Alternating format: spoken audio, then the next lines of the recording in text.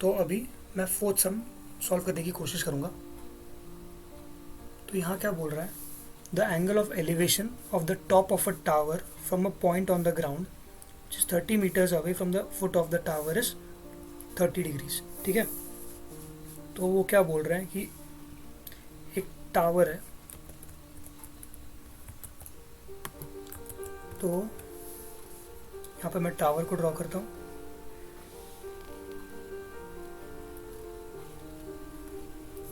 तो एक टावर है और ये मेरा ग्राउंड है।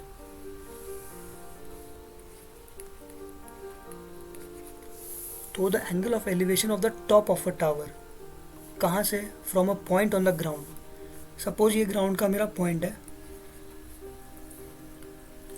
और यहाँ से कहाँ देख रहा हूँ मैं, मेरा लाइन ऑफ साइट कहाँ पे है, to the top of the tower. तो the angle of elevation of the top of a tower from the point on the ground which is 30 meters away from the foot of the tower. तो यहाँ पे मेरा tower का top ये होगा, tower का foot मतलब बेस वाला पॉइंट ये फुट होगा और ये पॉइंट ऑन द ग्राउंड होगा। अब इन्होंने क्या दिया हुआ है कि फुट ऑफ द टावर मतलब इस पर्टिकुलर पॉइंट से ग्राउंड का जो पॉइंट है उसका डिस्टेंस मेरा 30 meters है। और ग्राउंड से जब मैं टॉप में देखता हूँ तो कितना डिग्री का एंगल बनता है, the angle of elevation from a point on the ground, मतलब ग्राउंड का जो पॉइंट है उस तरफ से टॉप की तरफ का जो एंगल है, that angle is 30 degree. Find the height of the tower, मतलब ये जो मेरा टावर का हाइट है ये मुझे निकालना है। ठीक है, टावर है, ग्राउंड से टॉप की तरफ अगर मैं देखता हूँ तो उसका एंगल कितना है, 30 डिग्रीज।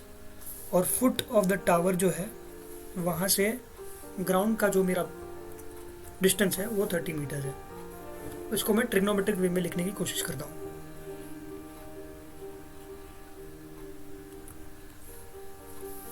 तो late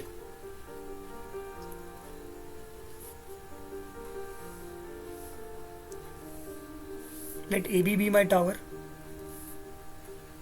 and C be any point on the ground। तो मैं लिख देता हूँ let AB be the height of the tower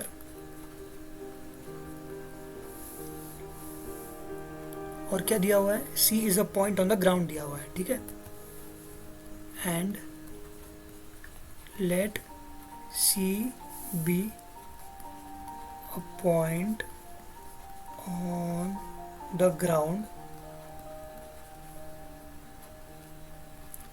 such that BC is distance from foot of the tower to ground point। ठीक है, A B मेरा tower है, BC is a distant from the point on the ground to the foot of the base। अब इसमें distance क्या दिया हुआ है, ये है मेरा 30 meters। ए बी का डिस्टेंस मुझे निकालना है, ये एंगल दिया हुआ है 30 डिग्रीज। तो अगर इस फिगर में देखूँ मैं तो 30 के जो ऑपोजिट में है वो मुझे निकालना है। मतलब मुझे ऑपोजिट की ज़रूरत है और एडजेसेंट मतलब बाजू में क्या दिया हुआ है, BC 30 meters। तो एडजेसेंट मुझे दिया हुआ है। तो अगर मैं रेशियोज में चेक करूं तो ऐसा कौन सा रेशियो होगा जहाँ पे मुझे ऑपोजिट डिवाइडेड बाय एडजेसेंट मिलता है, तो वो होता है tan थीटा। तो इस पर्टिकुलर फिगर में tan एंगल का वैल्यू कितना है, 30 इक्वल्स टू 30 के ऑपोजिट में कौन सा साइड है, AB। तो tan 30 is equal to AB divided by adjacent में कौन सा साइड है, B C, A B by B C लिख देता हूँ। देयरफॉर tan 30 का वैल्यू कितना है 1/√3 इक्वल्स टू ए बी का वैल्यू नहीं पता, बी सी का वैल्यू कितना है 30, क्रॉस मल्टीप्लाई कर देता हूँ। क्रॉस मल्टीप्लाई करूँगा तो क्या आएगा 30 × 1 equals to A B into √3, मतलब ए बी √3 इक्वल्स टू 30, मतलब ए बी जो है वो हो जाएगा 30 डिवाइडेड बाई √3।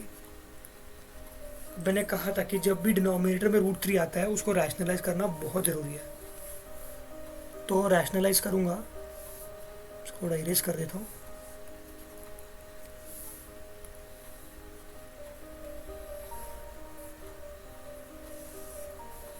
रैशनलाइज कैसे होगा, A B is equal to 30 divided by √3। Rationalise करने के लिए जो डिनोमिनेटर में रूट है उसी को फिर से मल्टीप्लाई करूँगा ताकि रूट इंटू रूट में डिनोमिनेटर का रूट हट जाए।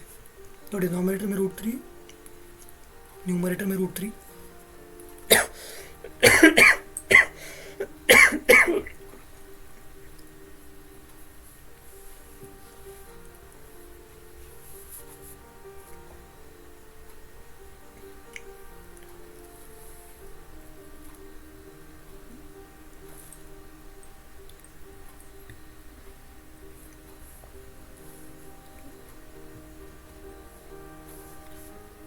सो दैट इक्वल्स टू 30 इंटू √3 क्या होता है 30√3 डिवाइडेड बाई डिनोमिनेटर में क्या आएगा √3 इंटू √3 मल्टीप्लाई करूँगा तो 3 आ जाएगा, 3 टाइम्स 1, 3 टाइम्स 30,